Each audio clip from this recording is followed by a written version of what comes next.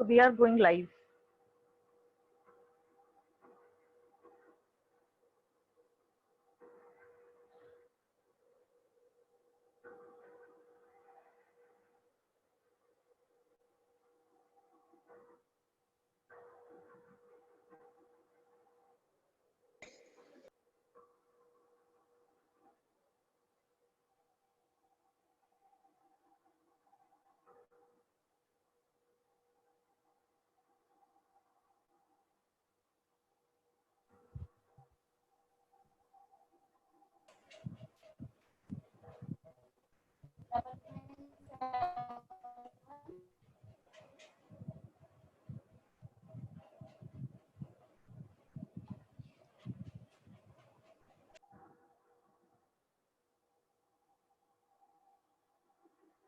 Now, Pooja ma'am, you can take over.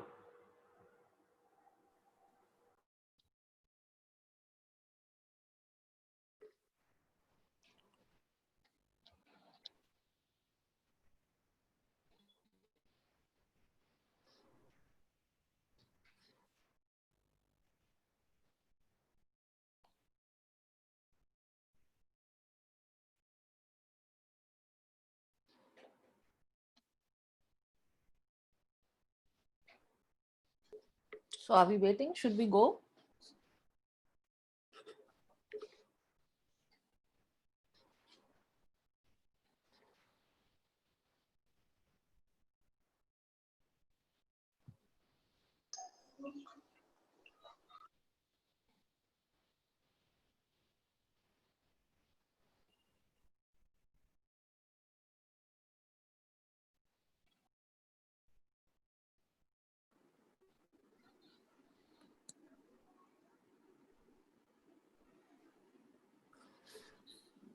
Nidhi, it's 5. Should we start? I think so. How about?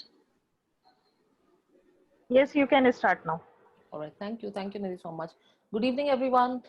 Good evening, ma'am. Thank you so much for sparing your precious time and joining us for this very important webinar today on fashion forecasting. The webinar is to give you insights on the upcoming course that we are launching in association with AHMSSE. Before I start the webinar, I would like to give a short brief about AHMSSE and my company, Fashion Futures. So AMHSSE was launched with the primary mandate of enhancing and building capacity in skill development in apparel, made-ups, home furnishing for their respective subjective areas. One of the salient features of the Sector Skill Council is designing training programs based on industry demands of different segments to ensure that all successful trainees get government certification. So this is the reason that we are collaborating and we are associating with AMHSSE to provide you a certified training program. The courses that have been designed, they've been designed in mind keeping the upcoming demands, and they'll be delivered by industry experts having more than 2 decades of experience. These courses are for ambitious aspirants and from the apparel sector who want to upgrade their skill sets, or candidates who want to get formal certification for their existing work experience. So this was about the AMH SSE. Talking about Fashion Futures, we are a pool of consultants and trainers with international exposure, laying emphasis on fashion, apparel, leather, jute, quality, productivity enhancement trainings under lean manufacturing principles. We are greatly involved in the skill development sector with various Government of India schemes such as DDU-GKY and PMKVY, and believe in empowering our most important resource, our team, our people. We have expertise in the sectors that I mentioned, including garment, jute, and leather industries. And we have handled more than 110 units across Jharkhand, Ludhiana, Jaipur, Kolkata, Delhi, NCR. We have done a lot of lean clusters, a lot of individual consultations with units. And we also hold expertise in setting up training schools for sewing operators with associations with clusters like OGTC, ILFS, SSC, MOT, DGT, etc. So before I introduce today's speaker to you all, I would like to reiterate and mention that the objective of today's webinar is to provide an overview to the forthcoming forecasting course that we have planned to launch in association with the Center of Excellence under the aegis of SSC. I now would like to welcome Nidhi. Nidhi Bose, our speaker for the day. Nidhi is not only a dear friend, but I've also had the great opportunity of working with her during my target days. She is a master's from NIFT and has a rich industry and academia experience of over 20 years. She's been associated with some world-renowned brands in the industry like Nordstrom, Saks, Just Bank in the US market, Peacock and Primark in the European market. She's worked with one of the biggest trading companies by the name of Li & Fung India. Her specialty areas have been product development, merchandising, and forecasting for these brands. In her current avatar, she's doing a lot of independent work for us as Fashion Futures and is associated with many prestigious colleges as a visiting faculty. So I now hand over to Nidhi, and I request her to start the presentation by actually explaining the basics of fashion forecasting to a budding fashion professional. What is it? What does it involve? So Nidhi, welcome, and please throw some light on this subject for us. Thank you. Thank you so much, Pooja. Always a pleasure to work with you and with the Sector Skill Council. I look forward to this webinar, and especially with with regards to interacting with our lovely audience. Hopefully, we'll have lots of questions by the end of it all. You asked a very valid question, Pooja. Since we are here to talk about our course on fashion forecasting, let me introduce you to the world of fashion forecasting. Forecasting, very simply put, means predicting. So if you're talking about weather forecasting, we are actually talking about predicting how the weather is going to be. So fashion forecasting is very similar to that. The only thing is we are forecasting fashion here. When we predict something that might happen in the future, is likely to happen in the future, we can't really miss talking about what's happening currently. Okay, so forecasting, whenever we speak about what's going to happen in future, can't be spoken in isolation. We always speak about what is happening around us currently. The German term for this is Zeitgeist. Okay, it actually means the study of the spirit of our times. So the spirit of our times, if you know, could include political, you could have political manifestations, could have economic implications, could have, technological inventions that we may need to take care of. And all of these would have an impact on a lifestyle industry like fashion. So whenever we are talking about what's going to happen in future, we cannot, avoid looking at what's happening in the present, and also look back at the history as to whatever we are doing right now, how was it impacted by events in the past. So one thing that we are going to cover in this course is definitely talking about how relevant these technological, ecological, political, economic changes are, how relevant these are to the fashion industry. We are also going to talk about the theories of fashion forecasting. Now, everybody thinks, interestingly, that fashion is a very glitzy, glamoury world. There's a lot of hard work behind it. Those from the fashion industry would definitely agree. There's a lot of muck, lot of dirtying your hands, involved in fashion industry. Forecasting is no different. So we are going to talk about the fashion adoption theories. How did fashion originate? So, a common example that I think probably everybody could relate to would be the big fat, Indian weddings or weddings anywhere. For example, Kate Middleton's wedding was, was one of the most awaited events of the year. So, what kind of a gown is she going to wear? Who's going to be the designer? So the name of Sarah Burton was actually kept under wraps for a very, very long time, primarily so that the other manufacturers of wedding gowns don't get a hint of what's in store. So the element of surprise is always there. So fashion adoption primarily talks about how is the fashion originating, and contrary to popular belief, what we will be seeing in eventually in the course is it's not only the red carpet celebrities or the page 3 celebrities or so-called the fashion innovators who are talking about who are leading the fashion change.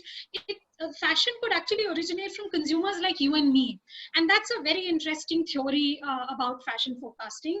How does hip hop culture come in? How does baggy jeans come up? What is boyfriend jeans? All of that we're going to cover in the fashion adoption theories. Once we are through with the theory bit and understanding a lot of practical examples, the main elements of fashion forecasting, which is basically the language of color, textiles, silhouettes, these are the tools with which a fashion forecaster would be dealing with. This is what he's going to report to the designers, to the world at large, to the retailers, etc. So we're also going to have a look at that. And then no forecasting would really be complete without mentioning the trends. Okay, so we are going to also talk about what kind of trends there are. Okay, learning how to pick up a trend, learning to see where is the, how is it going to shape up in the future, and all of that. So a lot of interesting stuff, behind the scenes stuff, before the final, forecasting reports are presented. Wow, that sounds like a lot of things. Thank you, Nidhi. That's a great introduction. Just because you mentioned that thing about studying the past, I suddenly get a question in my head. Maybe I'm right, maybe I'm wrong. So if everybody is studying the past, everybody is doing the research, it basically comes from my mind because I'm more of a number and a maths person. Won't we all get the same results? So won't there be the same analysis of forecasts? What happens? Because it's interesting, very interesting. It's one question that keeps most designers and more forecasters on their tiptoes. My collection should not look like hers. It should fall in the same range, but it should not be identical. It's a fashion faux pas if two people in the same party are wearing the same clothes, right? But the bottom line is, who's the target consumer? Right? So everybody is reading, like you said, the same kind of reports. They're researching the same kind of history. They're all aware of whatever is happening around them. And then how come everybody has a different line? It is because possibly their target market is different. So yes, black is in, but what kind of black is in in the high street market versus what kind of black would a person in the mass market wear? So it's the target market according to which the forecaster will have to design and develop his report. So at the end of it all, it is primarily the target market that a fashion forecaster, a designer, a retailer, everybody has to keep in mind. Sure, that sounds logical, right? That sounds like a lot of lineage attached with the past. So it must have evolved through the time. So do you want to walk us through the evolution and throw some light? Sure. A lot of times people run away from the history, but this, to be honest, is one of my favorite parts to talk about, because this is happening in front of us. Modern day forecasting, if I could say, can be traced back to the post World War II. So typically, how the situation is in the war. People are facing rationing of clothes.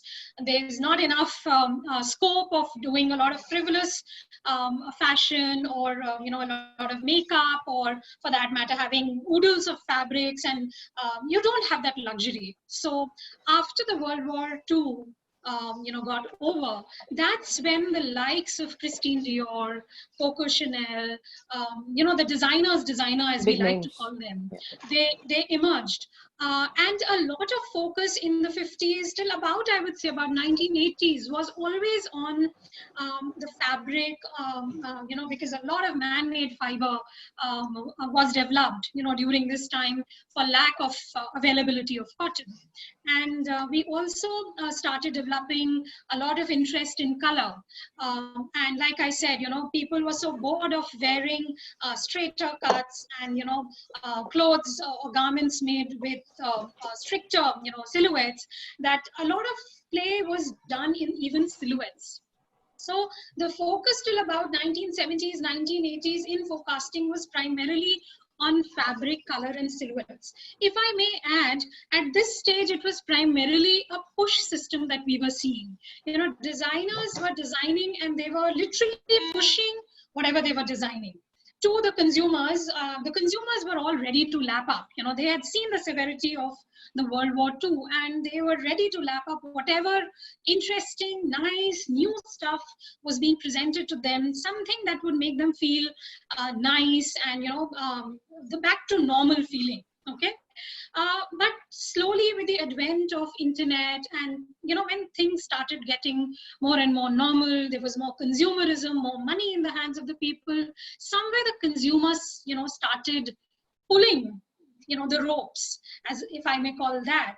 So they started demanding more. They were more educated. They were, they wanted more. They wanted it now. They wanted it quickly. And so the focus from, I would say, 1970s and 80s, where, typically 2 seasons were being focused on, and more focus was being given to fabric, color, and silhouettes, the focus slowly shifted to consumers, which is how the situation is up until now, to be honest.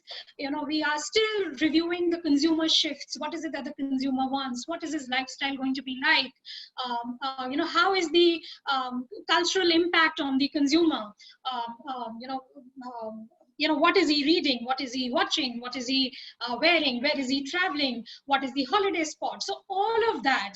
And there's a lot of competition as well. So modern day forecasting also focuses on a lot of analysis of what is my competitor doing? What color is he buying?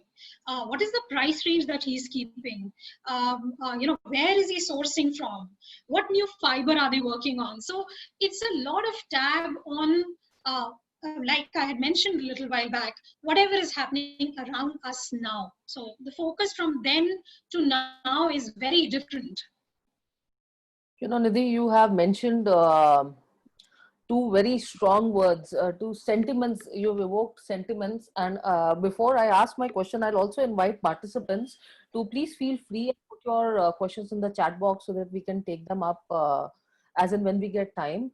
Nidhi, you said back to normal, which as of now is a very strong word. I somehow knew, Pooja, you're going to hold me to it. So I'm going to just ask you a very straight question. It might sound a little controversial, but would forecasting be still relevant after COVID? If I can use that word, will it be still applicable? Will it be relevant? So yes, will forecasting be relevant after the COVID area? It's the arena. Okay, I'm glad you're addressing the elephant in the room right at the start of the webinar. See, I would like to call forecasting, and these are not my words, I've read them somewhere time and again. Forecasting is the backbone of fashion industry. So without the backbone, the fashion industry is not going to be there. So as per me, and interestingly, we've also done some research which I'd like to share, a little later once we moved on a little ahead, about what the industry feels about how forecasting is going to shape the industry, how is it going to change, etc. So if we can just hold on to that before, sure. You just kind of tricked me with those words of back to normal. So I think moving ahead, the next logical step would be, I'm sure it's not like pulling out tarot cards. So, I mean, the forecasting is not like pulling tarot cards. So tell us about the activities that are involved in forecasting. Okay, so again, you've caught me there. Tarot card is a interesting term that you've used for forecasting. I would like to say that forecasting is definitely an art. Okay, why is it an art? Because it deals with so many artistic elements. So it deals with color. To quote Sachs, they say that if fashion were a song, color would be the beat. Beautiful. Human eye incidentally can actually see almost as many as 1 million colors. Okay, Wow. so the first thing that you and I, when we enter a store, would be watching would be what color to buy, more than the fabric, more than the silhouette. We are so one of the activities, probably one of the most important activities that the forecaster does, is the analysis of color. So we are actually talking about what colors are going to rule this fashion scene 2 years from now. So forecasting of colors almost begins 1.5 to 2 years in advance. So if we are like right now, we are in autumn winter 2020. So a normal scenario would be that we would actually be discussing colors about autumn winter 2022. So that far ahead. Also, we would be, a forecast job is very interesting. He is getting to attend fashion shows across the world in the, fashion capitals. He's also wanting to attend the fabric shows, which happen biannually at many places. So, his life is practically, the calendar is all full with regards to what he needs to do now. Where does he need to head? What are the reports that he needs to see, etc. And if, for example, a lot of times we are always faced with this budget issue. God forbid, we do not have the budgets to travel or, attend these fashion shows. Then everything is available at some of the best web forecasting services, such as WGSN, or Pecklers, or Trendstop, etc. So these are good enough to understand the mood of what's happening around us. Also, one of the things that most retailers and designers would be doing is they would be turning inwards. So they would be researching their own point of sale data. Okay, what has sold well for them in the past is usually a good starting point for most retailers and most designers. Once they've analyzed that, like I said, they any which ways are subscribing to a lot of things. There are, fashion magazines that they subscribe to. There are professional web and forecasting services that they may be referring to. And then, so they review internal sources and they review the external sources, and they come up with their own stories and themes for the season. So the answer to one of the, questions that you had asked earlier with regards to, why is not every designer coming up with the same story? It is because everybody analyzes it a little differently, and it is because everybody has a different sales story, and because everybody has a different target consumer. So I could say that forecasting also is therefore a lot of intelligent guesses that we are talking about. Very fancy presentation, Nidhi. I am so much more of a manufacturing person rather than a color and fashion person. I'm so tempted to ask you this question, and I'm sure the participants, where we have a lot of students also, we are almost a house full, and we have now stopped registering people.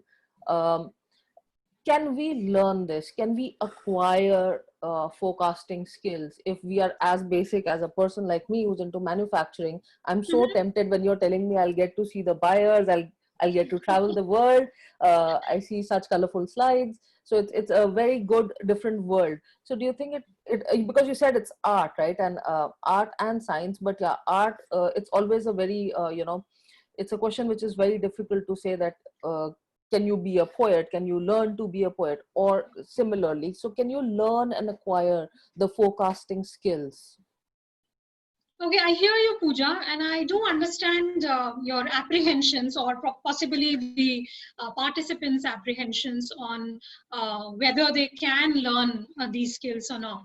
And you gave me the answer yourself. You said, like I had mentioned, forecasting is art as well as science. Okay, so I use the word intelligent guesses. So they are guesses. Okay, they are areas where you would be playing around. So but they are also, there is a solid science behind it. So one of the reasons why this is exactly the reason why we are having the webinar. A lot of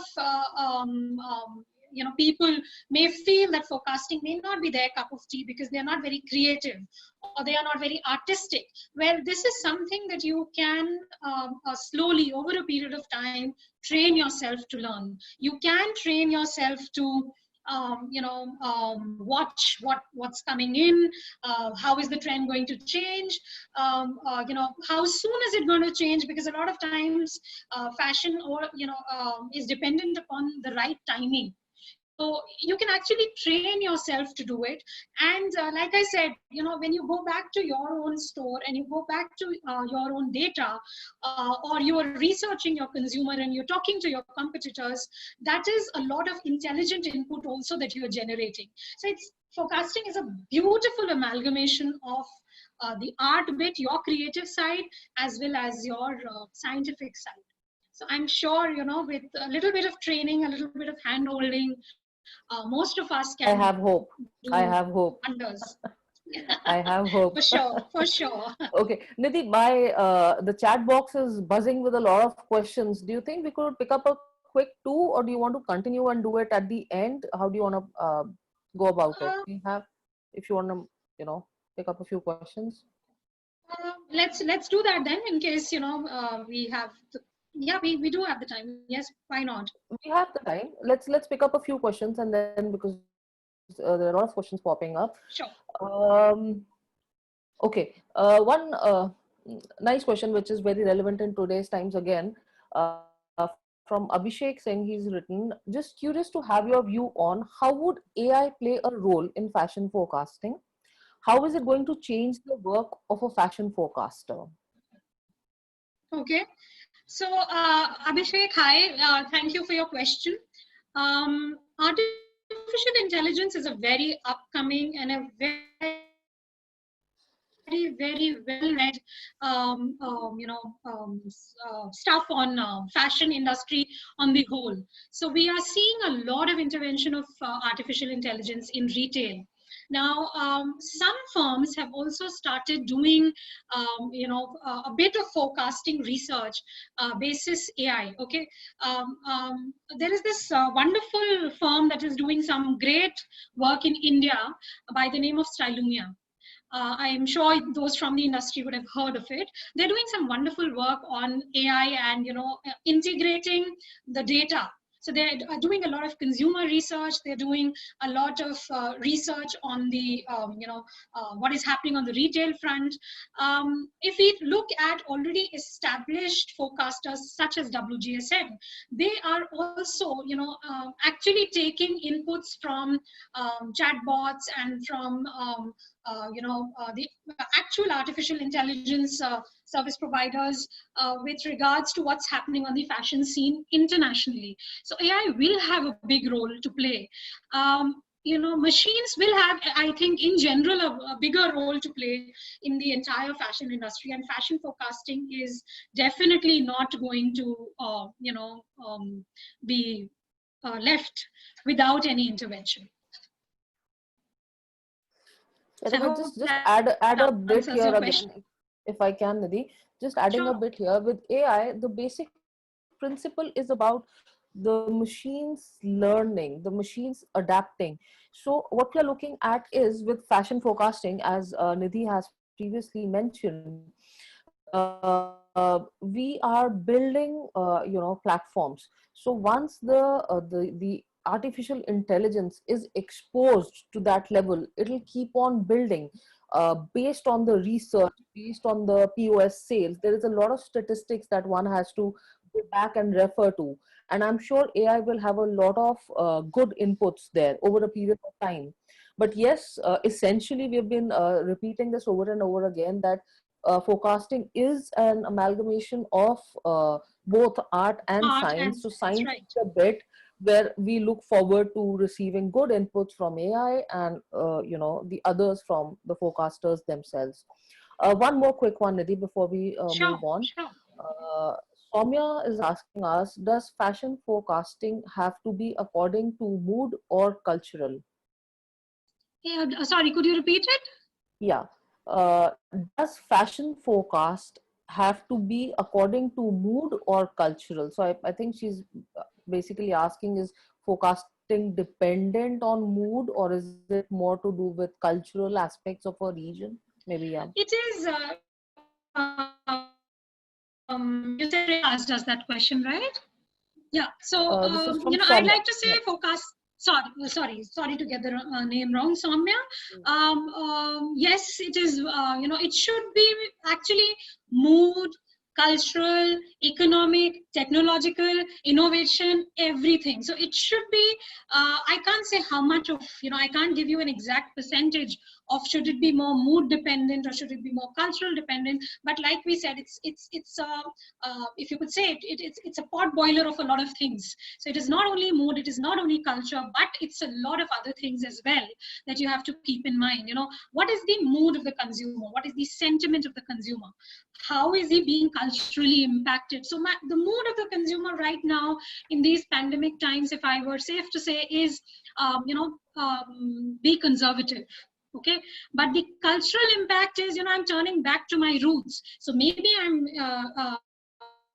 I'm trying to save money. I'm not splurging a lot on international brands or on clothes that possibly will not suit all the occasions, right? And culturally, I'm turning inwards. So and economically, I don't have the money to spend. So I'm actually, just doing good with basics. So it's not only mood and culture, Soumya. I would like to call it an amalgamation of a lot many other things. Okay, that sounds reasonable. Nidhi, one last, I know we have time, so I'm just taking one last and then we definitely move on. This is Sure, from sure. Madhavi. She's asking an Okay. interesting question. How to decide on the pace of forecasting? As in, are people are really ready to accept that or not? So Okay. how do you decide on the pace of forecasting? I mean, is it it's there in my head also, this question that Madhavi is asked. It's a relevant question. I am not sure if she means to say that is India ready for it or not. Like I asked you, we are a more of a manufacturing world, and so probably that decide the pace of forecasting, and Okay, so people are I ready to would accept that interpret or it not. in two ways. I would like to interpret it in two ways. The first way is the way you said. Is India ready to be a forecasting hub? Okay. So historically, Pooja, I'll again go back to history. To the history, yeah. Historically, whoever has been a manufacturing hub has slowly moved to the design. Okay, Okay. so if you look at China, if you look at Japan, if you look at Korea, if you are looking at these economies, they were historically manufacturing hubs. So India somewhere I feel has moved on. It's reaching the if we were to plot it on a product life cycle, we have reached the peak of the manufacturing hub. After this, our costs are going up. We are Right. losing business to Bangladesh and Turkey and the NAFTA countries, right? So what is for us? It has to be creativity. So is the timing right in terms of is India ready for it? I think we should be ready for it. It's high time we should be ready for more creativity driven things. Now, if you are going more micro and if you're thinking and we're talking about a specific style, how do we know when to launch it? Well, that is the biggest dilemma that probably every designer, every forecaster always has, right? So is my audience going to be ready or not for what I'm ready to launch? While there is no safe answer to give, there is no one answer that I can give here, but I'd like to say is what I'd like to go back to is what I said earlier: intelligent guesses. you will have to see what is the consumer sentiment about what you're planning to launch. So if it's something really, let me quote Lady Gaga style, it is going to be just one odd piece manufactured for just one odd probably Lady Gaga. But is it now coming onto the mainstream? Are people warming up to something more innovative? And usually, the industry is very smart, I might say. The industry usually launches a new idea not in a big garment form. They launch it in the small form of cosmetics. So if you're looking at, if you want to find out if if the public or if the consumer is ready for neon or not, what you'll do is not make an entire outfit in neon, unless your client is, of course, Ranveer Singh or a Lady Gaga. Yeah, that's a good launch pad for any neon, I guess. Yeah, you will probably launch it in shoe, or maybe a nail paint color, or maybe a hairband. So you will try and just test the waters before launching it fully on. So these are just small tricks that forecasters and designers actually end up doing to check whether the consumer is ready or not, whether the timing is right or not. So I hope we've answered that question satisfactorily. I hope so. There can be more questions in the chat box. Very interesting insight there, Nidhi, with the neon launch. I'll just add on, or maybe launch it in the target segment of teenagers. They rush and buy everything, I guess. Maybe. I have a teenager daughter, so yeah. I'll allow you to kind of. We'll just go back to the main presentation now. My next question on behalf of participants here would be, would you actually throw some light on what are the kind of tools that we will be learning, the participants who will be joining this course? What will be the end products, for fashion forecasting? So where are we with that? Just right. Help us understand. Up until now, what we've discussed is a lot of interesting stuff that a forecaster does. Okay, so it's a long, wonderful journey, but every journey has its own end. So what are the end points is what probably the participants should know, and these are the end points that the course also aims to train them to achieve. So one of them is the inspiration board. Now, inspiration board is primarily every time that you're thinking of doing something, you need to get inspired. You need to be influenced by somebody. So this picture, incidentally, is from WGSN, and this is the inspiration or influence board for next year, 2021. Okay. Tennis is the inspiration. How? Because it's a socially distant sport. Okay. Also, this is one such place. This is one such sport which is going to pick up next year, primarily because it has some big events planned. So, inspiration board, what is influencing you to design? Influence board or inspiration board could come in from anywhere. Okay, so it could come in from your research, streetwear research, from a historical thing that inspires a designer, something that is happening very contemporarily. So this is a great example. Like this inspiration board is a great example of whatever is happening around us. Apart from that, you may also be expected to make a mood board and a color board. Okay, so a mood board and a color board for the same story, just to bring it, make it more meaningful, I've added the same story. So a mood and color board is primarily talking about the mood, what is it that the consumer is feeling about if we were to launch this. So again, the work of a forecaster doesn't end with just reporting whatever is happening. It is also to interpret whatever is happening around us. So it's not a postman's job that we are doing. It's actually a solid analytical brain that is at work. Okay, so why this particular story? Like we said, an ideal socially distant sport, and what are the colors that they feel can work in this story? Interestingly, the pictures that you see are the sporting lines of the players themselves. So mood and color are the other tools that Moon and Color Board are other tools. Apart from that, you do have a lot of other things that specific clients may ask for. So for example, a particular client may ask for help in sampling. So you may be expected to make an entire range plan for them. They may want you to choose fabrics for them. So, again, that is something that you may need to help them with that. But primarily, a forecaster's tools would be the end result of all of these activities that he does is to come up with these intelligent reports on what is the mood like, which target market are we going to sell this, style to, what is the color that we are talking about, which market will accept what kind of color. So we generally come up with a color palette of core, fashion, and then something which is way ahead of its time. So we are testing the waters, like I just mentioned. So we do come up with these things as well. So a forecaster's job is coming up with eventually easy to understand, easy to comprehend reports of mood, color, range as the client may want. So mostly to do with a lot with the clients and their demands and what the industry trends are there. Very That's interesting, right. I must say. So we're going to learn about these tools in the course that we'll do, and we're going to have is it going to be an overview? Are we going to do some mood boards with you? We are.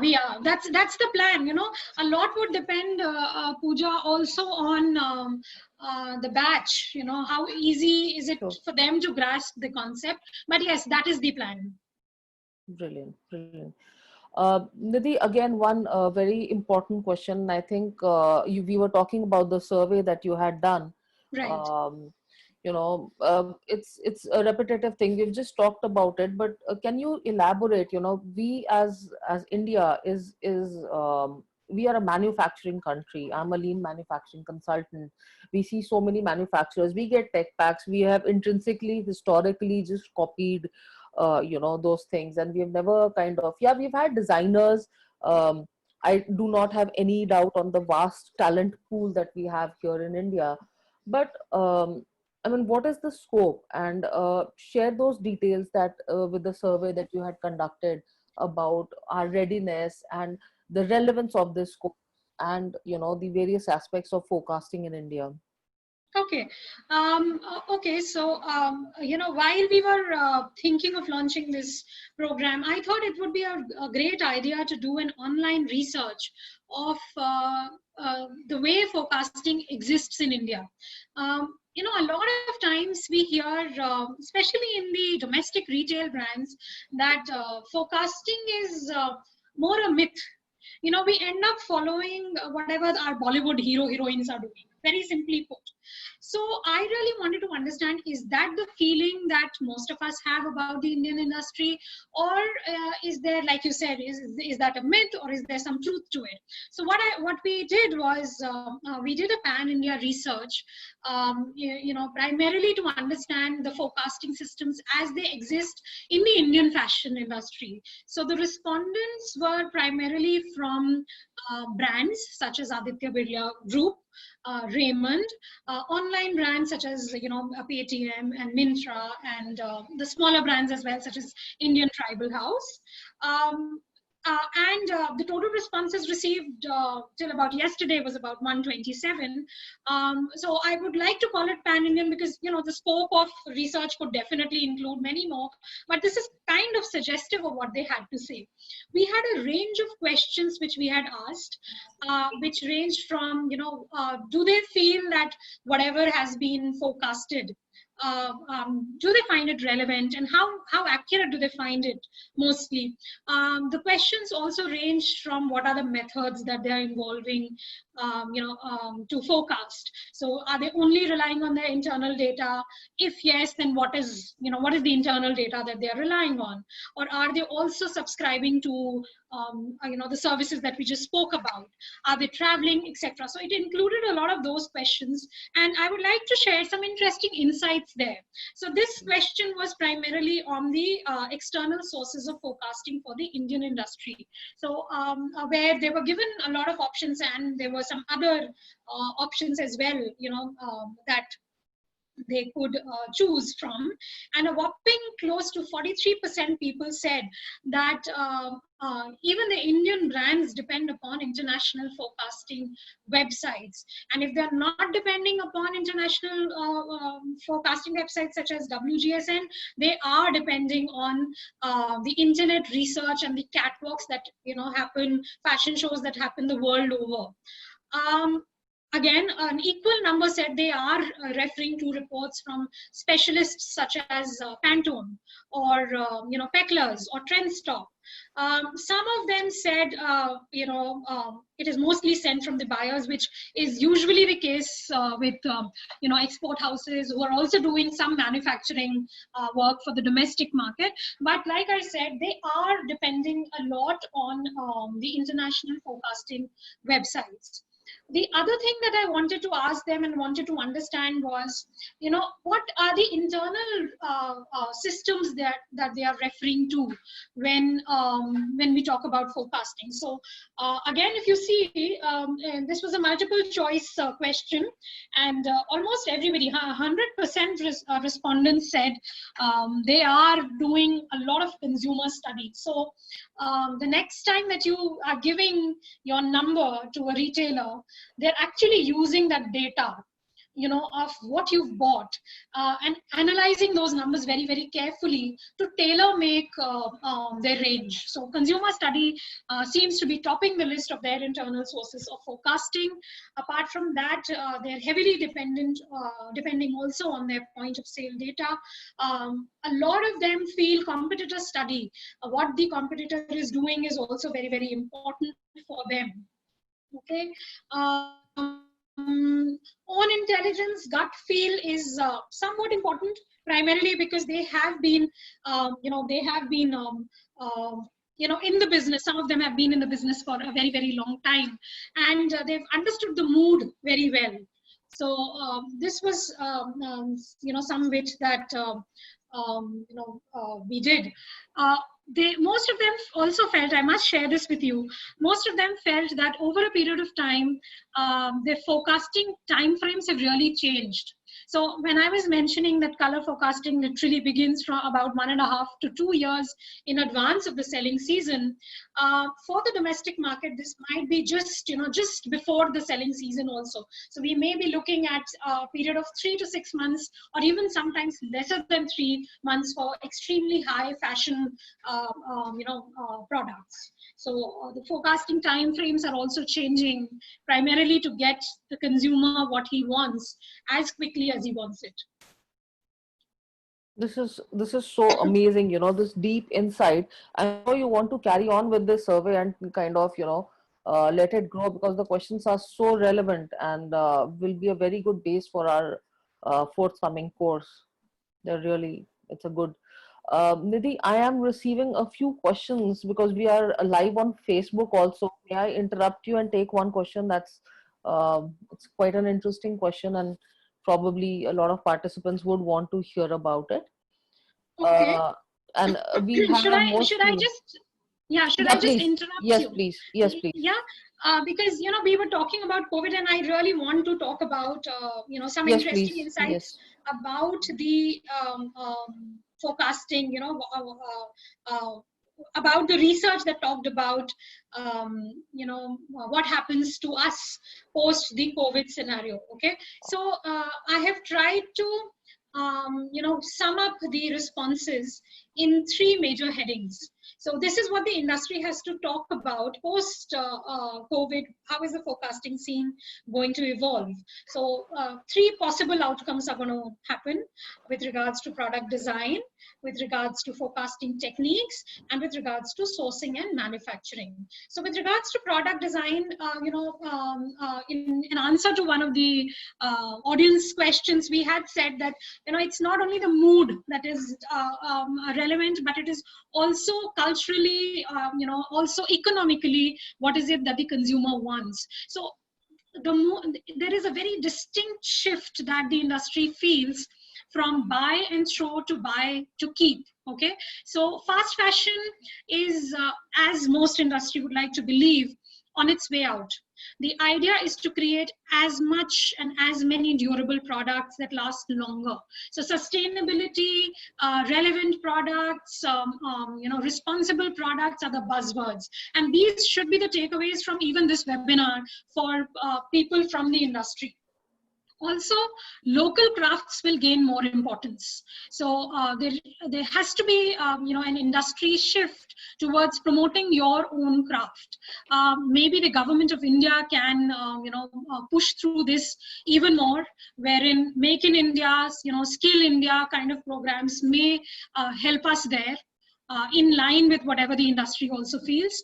With regards to forecasting techniques, we saw a few of them that are in use by the industry. More and more focus will be on definitely studying the consumer and its psychology.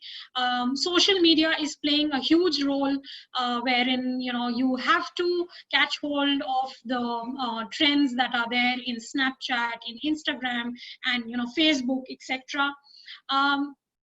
Like I mentioned, accuracy in traditional forecasting techniques is almost 50 to 60%, which is kind of tricky, because forecasting is looking ahead. And given these times, the future may seem a little difficult, and like we said, everybody would try to be a little more conservative in their approach. We have to find out more local solutions for the Indian industry, which usually is, like you said, known to follow Bollywood for all its fashion needs. And then, of course, we are, the idea is to turn local. We would prefer locally sourced and manufactured goods over manufactured from foreign shores. We are already seeing the beginning of it with Mr. Modi saying, Prime Minister Modi saying, claim where these goods were made for all online stores as well. So those were the important sharing things that I wanted to share, because we had spoken about COVID and we said that we really don't know the road forward.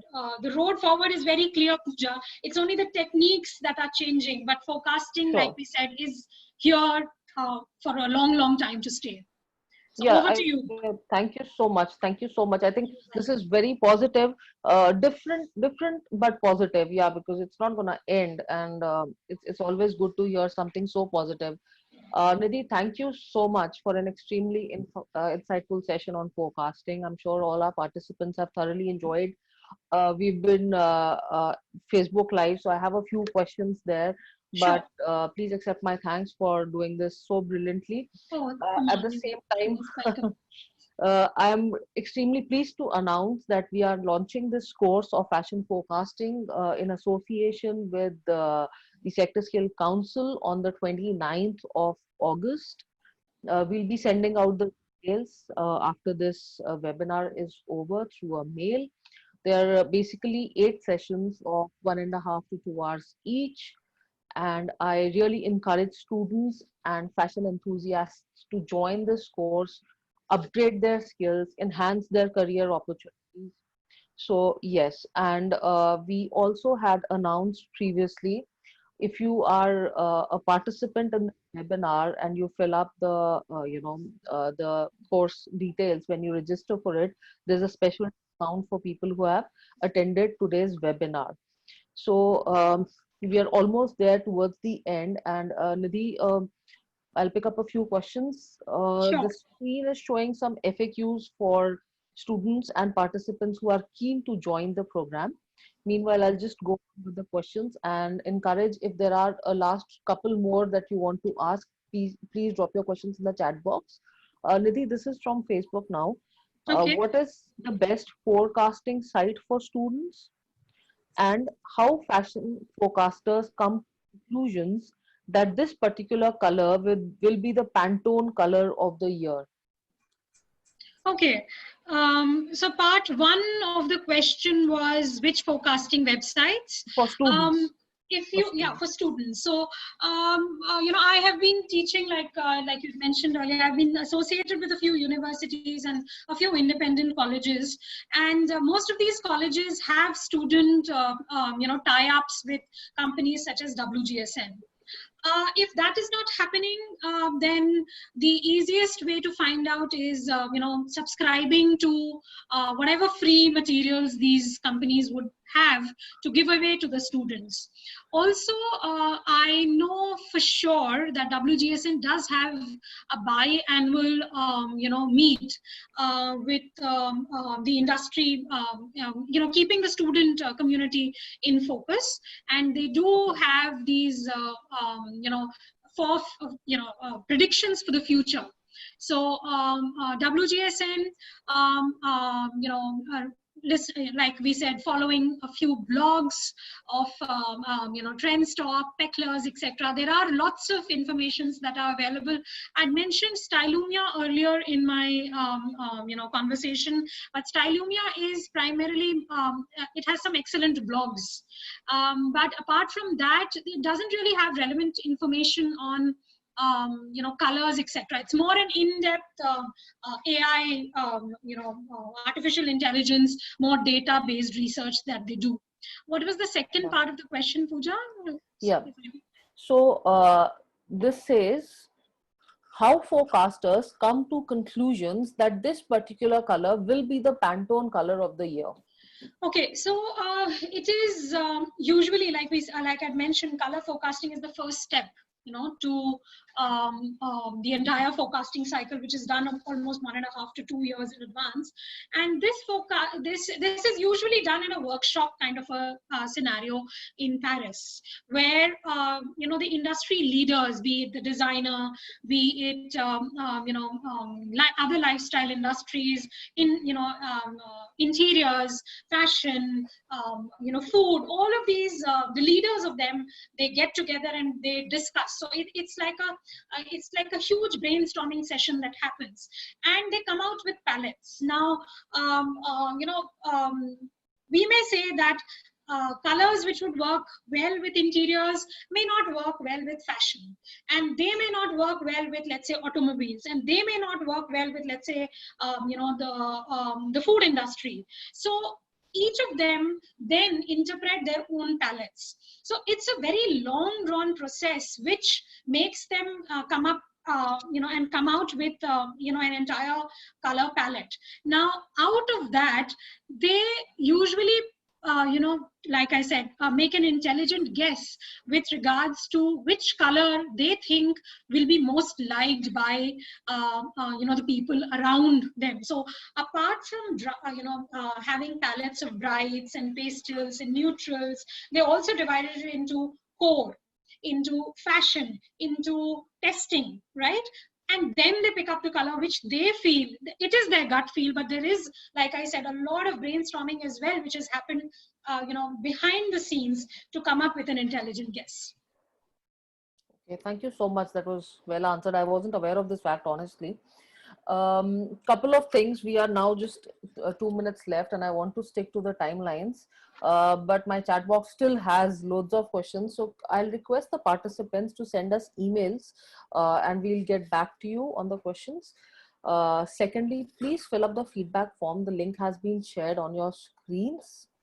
Last but not the least, I want to ensure that the deliverables of this course, because this is COVID times and COVID has taught us a lot of things. So to classroom versus virtual, people are asking, will there be any difference? So my answer is no.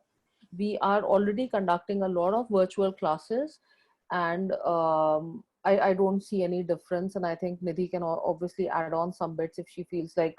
So any difference between the virtual classroom, Nidhi, for fashion forecasting, or when you're there in the classroom? See, a classroom would always, it will be always my first preference, because the connect that we have with the students in a physical classroom will always be missing. But like you said, COVID has given us this beautiful opportunity to connect with people with whom we wouldn't have connected on a normal day-to-day basis. So somebody from Chennai would be probably attending this webinar, and I wouldn't have met that person otherwise. So in terms of deliverables, like you very correctly said, there is going to be no change. In terms of teaching methodology, there is going to be no more change.